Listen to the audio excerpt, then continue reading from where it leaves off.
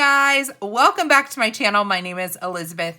This is EJ Joyful Plans, and today I got another doozy for you.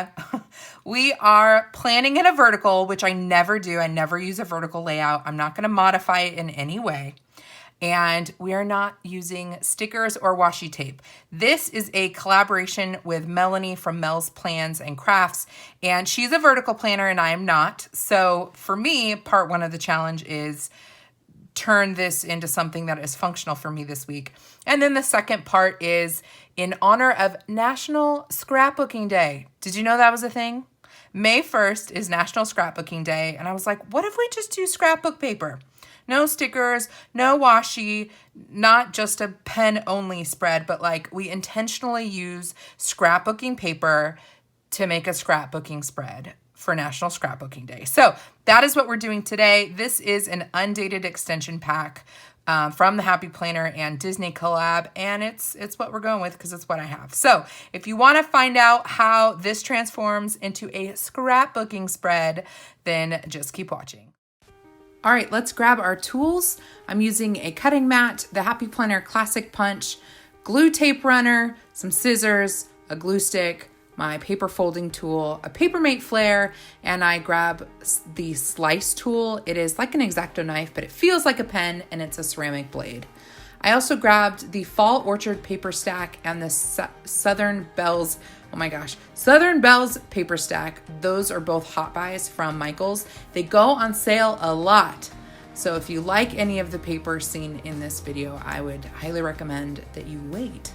Wait until the hot buys go on sale where they're buy one, get two free, and you can restock your paper supply. Although if you have any ideas for how to how to store 12 by 12 paper sheets, I would love your recommendations. Love, love, love. The wood panel that was from the Fall Orchard book. This blue piece was the blue piece was from Southern Belle, and I actually don't end up using it because it just wasn't fitting my vibes. So starting with the wood paneling, I just wanted to kind of warm up this spread and change the look of it without getting into the complicated mess that I've done the last couple weeks of whiting out lines. I wanted to stay as true as possible to the vertical layout without modifying the layout. So like adding stuff to it, but not subtracting things from it. Obviously, if you're gonna add a big old block of wood on the right page, you gotta add something to the left for balance. And so I did punch out a couple of pieces. And I think I do one more, maybe not, with the Happy Planner Classic Punch. Since we can't use washi tape, I am using paper to mimic the look of washi tape. So I just cut a long strip of this sweet baby blue polka dotted paper and just ripped it so it would look like washi tape. This is from the Fall Orchard book. I thought could replicate stickers the best out of all of the sheets of paper I had because it's a bunch of individual leaves and flowers and these birds. Definitely on the autumnal side, but there are leaves in the spring and birds in the spring. So I figured I could make it work. Does it work? I kind of think so. As soon as I started cutting these out and putting them up against that blue and the wood paneling, I could get a sense for what the vibe of this spread was going to be. This isn't, it looks very junk journal-y to me. And I know that there's a time and a place for that and people love junk journaling. It just wasn't the direction I was planning on going in.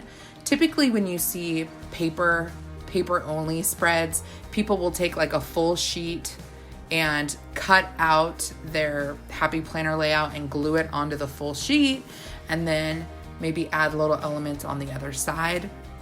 When I started doing this with the cream backed sticker type things, I realized I'm heading more in the junk journal vibe, and that was not planned, but I think this ends up working. So this kind of ombre paper, I don't know, I know it's from Michaels and from their large paper stacks, but I can't remember what the collection was called, but it was just, it was paint chips. So it was just a bunch of different colors like paint chips. And I realized that if I punched it at a certain way, I could get the color from the lower box with a little bit of color from the upper box, making it look like a header. And then there was that white dividing line separating the two paint chip colors that could kind of differentiate between the header and the colorful box. So that is what I use for my colorful boxes for the week. And I loved how this turned out. I'm super mad though, because my paint chip pad fell behind my Alex drawers that are up against the wall next to my desk. So I'm gonna have to have my husband come help me dig them out so I can do this again, because I love the way that these turned out using the paint chips for colorful boxes. So there's no time like the present. I played a lot with moving paper around, and I was like, you know what? I just need to start gluing stuff down, and that will help kind of the rest of the design come together. So I just went for it. I put my quote, colorful box, end quote, down on top of the wood. I played with layering the different flowers and the faux paper washi tape. And this was really fun. I'll just say this was really fun. This is probably the most fun I've had decorating in a while. It just felt good.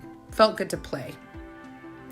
I did a mix of glue stick and that glue runner. I can't really tell you why I used what and when. I guess for the most part, when I did the odd shaped stuff, the fancy cut stuff, I used the glue stick. And then when I was doing squared stuff, I used the glue tape runner. They both work exactly the same in my opinion. It just was whatever felt right.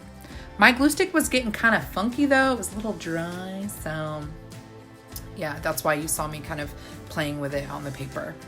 The next thing I did was take my hole punch, and I punched out little blue dots from the leftover scraps of the blue dotted paper.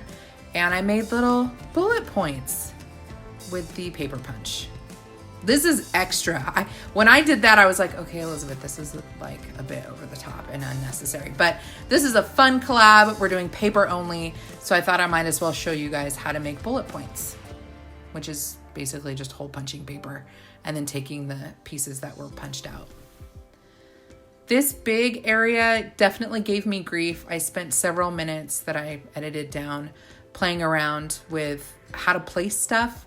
And the only advice I can give is to just play with it till it looks right. I mean, that's what I did. I just kept moving things around, trying to decide what to do.